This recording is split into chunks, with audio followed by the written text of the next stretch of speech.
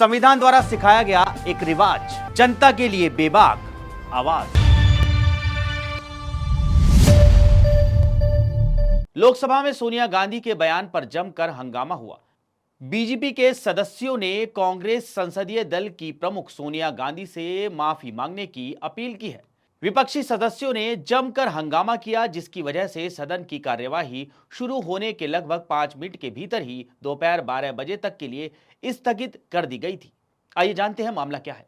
विपक्षी सदस्यों ने अमेरिका के टैरिफ को लेकर शुक्रवार को लोकसभा में हंगामा किया। बीजेपी नेताओं ने सोनिया गांधी की एक टिप्पणी पर गुस्सा जाहिर किया। सदन की कार्यवाही शुरू होते ही सत्ता पक्ष के कई सदस्य अपनी जगह पर खड़े हो गए और सोनिया गांधी से माफी की मांग करते हुए नारेबाजी करने लगे। दूसरी तरफ कांग्रेस और उसके कुछ सहयोगी दलों के सदस्यों ने अमेरिका के भारत पर लगाए गए टैरिफ विषय को लेकर सरकार और प्रधानमंत्री नरेंद्र मोदी से जवाब मांगा है और सदन में हंगामा किया। सदन में हंगामे के बीच ही लोकसभा अध्यक्ष ओम बिरला ने प्रश्नकाल शुरू कराया। महिला एवं बाल विकास मंत्री अन्नपूर्णा देवी अपने मंत्रालय से संबंधित एक पूरक प्रश्न का उत्तर देने के लिए खड़ी हुई। उस समय भी बीजेपी सदस्यों का जोरदार हंगामा जारी रहा। भाजपा सदस्य निशिकांत दुबे ने कहा, सोनिया गांधी ने संसद का अपमान किया है। वो जब चाहती हैं संसद पर हमला करती हैं, राष्ट्रपति पर हमला करती हैं, उपराष्ट्रपति पर अपनी टिप्पणी के जरिए हमला करती हैं। फिलहाल सोनिया गांधी राज्यसभा सदस्य हैं। वहीं दूसरी तरफ विपक्षी सदस्यों ने प्रधानमंत्री जवाब दो और प्रधानमंत्री सदन में आओ के नारे लगाए। नारेबाजी नहीं रुकने पर बिरला ने करीब 11:05 पर सदन की कार्यवाही दोपहर 2 बजे तक के लिए स्थगित कर दी थी।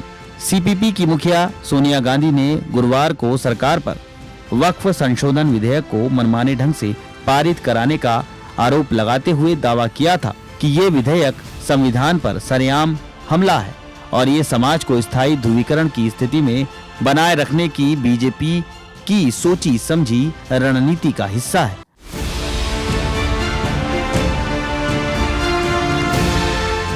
भारत पाकिस्तान बॉर्डर पर एक पाकिस्तानी महिला ने बेटी को जन्म दिया। बेटी का नाम उसने ऐसा रखा जिसे जानकर हर हिंदुस्तानी का चेहरा खिल उठेगा।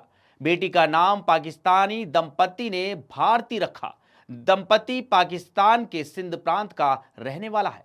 गुरुवार को सिंध के 159 हिंदू प्रवासियों का एक समूह वाघा अटारी सीमा के माध्यम से भारत पहुंचा, जिसमें माया नाम की एक गर्भवती महिला भी शामिल थी। भारत में आव्रजन प्रक्रिया के दौरान अचानक उसे प्रसव पीड़ा शुरू हुई।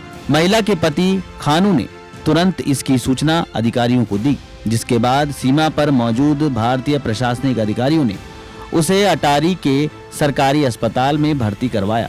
कुछ घंटों के उपचार के बाद महिला ने एक स्वस्थ बच्ची को जन्म दिया। चूंकि लड़की का जन्म भारतीय धरती पर हुआ था, इसलिए माता पिता ने उसका नाम भारती रखने का फैसला किया। प्रसव के बाद डॉक्टरों ने मां और बच्चे दोनों को पूरी तरह स्वस्थ घोषित कर दिया और उन्हें अस्पताल से छुट्टी दे दी। लड़की के पिता खानू ने कहा कि वो अपने परिवार के साथ पाकिस्तान के सिंध प्रांत से भारत आए हैं। उन्होंने भारतीय सेना और अन्य अधिकारियों को धन्यवाद दिया। उन्होंने बताया कि जैसे ही वो भारत में दाखिल हुए, उनकी पत्नी को दर्द होने लगा, जिसके बाद घटनास्थल पर मौजूद अधिकारियों और सुरक्षा बलों ने उनकी मदद की। खानू के अलावा माया के अन्य रिश्तेदार भी बहुत खुश हैं। उन्होंने बच्ची का नाम भारती रखने पर भी खुशी जाहिर की। इस घटना ने भारत में इन अप्रवासी हिंदू परिवारों की नई शुरुआत को एक नया अर्थ दिया है। जहां वो अपने अस्तित्व और भविष्य की सुरक्षा को लेकर चिंतित थे, वहीं भारत की धरती पर जन्मी भारती उनके लिए आशा की नई किरण बनकर आई है। खानू ने बताया कि उनके पहले से ही 2 बेटे और 5 बेटियां हैं। अब उन्होंने भारतीय धरती पर एक और बेटी को जन्म दे दिया है। उम्मीद है ये लड़की उनका भविष्य बदल देगी।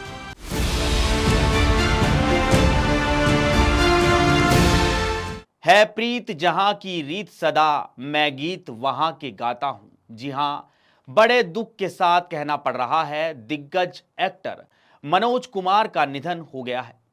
87 साल की उम्र में उन्होंने शुक्रवार को मुंबई के कोकिलाबेन धीरूभाई अंबानी अस्पताल में अंतिम सांस ली। सुबह करीबन 3:30 बजे उन्होंने अंतिम सांस ली। वो लंबे समय से बीमारियों से जूझ रहे थे।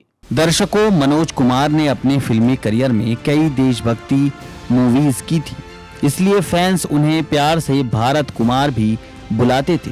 वो क्रांति, उपकार जैसी देशभक्ति फिल्मों के लिए मशहूर थे। शनिवार 5 अप्रैल दोपहर 12 बजे मुंबई के विले पार्ले में उनका अंतिम संस्कार किया जाएगा। मनोज कुमार के कुछ फैमिली मेंबर विदेश में रहते हैं, इसलिए परिवार ने अंतिम संस्कार शनिवार को करने का फैसला किया है। जानकारी मिली है कि मनोज कुमार की पत्नी की भी तबीयत ठीक नहीं है। उनका पार्थिव शरीर अभी फिलहाल कोकिलाबेन अस्पताल में रखा जाएगा। शनिवार को उनके पार्थिव शरीर को एक्टर के जुहू स्थित घर ले जाया जाएगा। मनोज कुमार के निधन की खबर ने फैंस को गमगीन कर दिया है। सोशल मीडिया पर सभी अपने चहेते कलाकार को नम आंखों से विदाई दे रहे हैं। सेलेब्स ने भी दिग्गज एक्टर के निधन पर शोक जताया है। मनोज कुमार ने सहारा, चांद, हनीमून, पूरब और पश्चिम, नसीब, मेरी आवाज सुनो, नीलकमल, उपकार, पत्थर के सनम, पिया मिलन की आस जैसी फिल्मों में काम किया था। वो नेशनल अवार्ड, पद्मश्री और दादा साहेब फाल्के अवार्ड से सम्मानित थे। मनोज कुमार का जन्म 24 जुलाई 1937 में पाकिस्तान में हुआ था।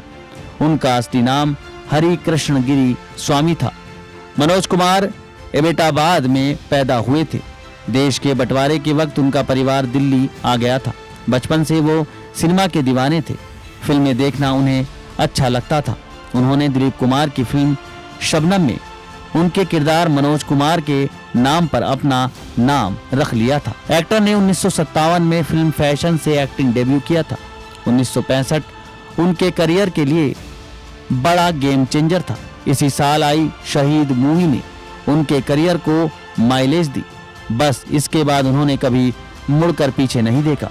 रोल चाहे कैसा भी हो, वो उसमें पूरी तरह ढल जाते थे। मनोज कुमार की फिल्में ही हिट नहीं हुई, बल्कि इसके गाने भी लोगों की जुबान पर चढ़े। उनकी उपकार मूवी का गाना मेरे देश की धरती आज भी लोगों को याद है। मनोज कुमार की फिल्म उपकार के लिए नेशनल अवार्ड मिला था। पीएम नरेंद्र मोदी ने मनोज कुमार के निधन पर शोक जताया है। उन्होंने एक्स पर लिखा है, महान अभिनेता और फिल्म मेकर मनोज कुमार के निधन से गहरा दुख हुआ।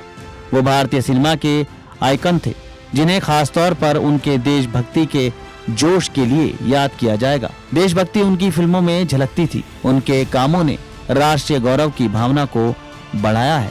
वो आने वाली पीढ़ियों को प्रेरित करते रहेंगे। इस दुख की घड़ी में मेरी संवेदनाएं उनके परिवार और प्रशंसकों के साथ हैं। ओम शांति। बता दें कि मनोज कुमार ने 1995 में आई फिल्म मैदान जंग में दिखने के बाद एक्टिंग छोड़ दी थी। उन्होंने 1999 में अपने बेटे कुणाल गोस्वामी को फिल्म जय हिंद में डायरेक्ट किया था। फिल्म बॉक्स ऑफिस पर फ्लॉप रही थी।